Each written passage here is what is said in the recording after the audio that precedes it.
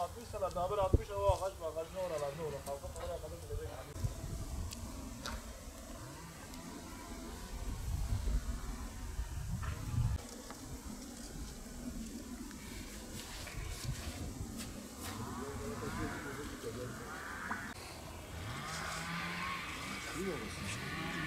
Dünya da getirmişler.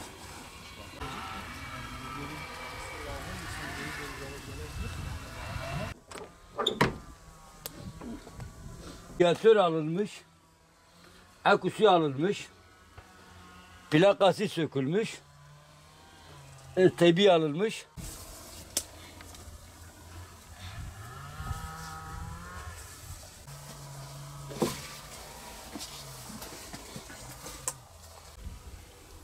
Burayı direksiyonu orayı yağlamış, el izi görünmesin diye.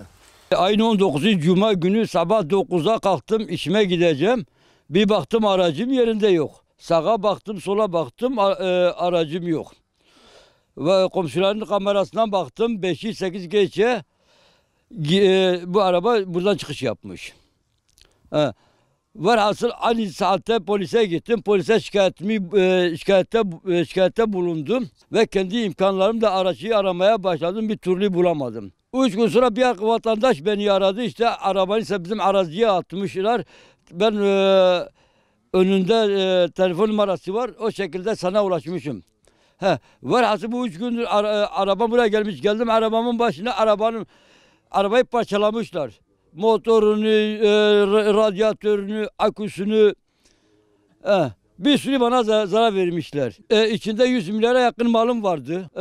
Çocuk oyuncağı, oyuncak çeşitleri. Ben kendim toptancı olduğumdan çalışıyorum, ben oyuncak satıyorum. 100 milyarlık oyuncağım vardı içinde. Onu da çıkarmışlar. Artı arabaya zarar vermişler. En az bir 100 milyar da araba zararım var benim. Biz bu arabadan 3 aile ekmek yiyoruz. 3 aile. Bu mağduriyetim nasıl giderilecek? Bir an önce ben bu insanların bulunmasını istiyorum. Bir an önce benim mağduriyetimin giderilmesini istiyorum. Yani ben ya üçese bulunur tabii. Bir sürü kamera var yani bu kamera ne girmiş? Mesela biz bu arabayı Balpınar'da bulduk. Balpınar'da bile girişte kamera var. Bundan birkaç gün önce, yine 15 gün önce yani bizim mahallede gene araç çalındı. Yani artık yetkililer bir an önce ilgilensinler, bir an önce bizim mağduriyetimizi gidersinler, bir an önce bunları bulsunlar. Başka vatandaş başka bir zarar görmesin. Yazık günahtır.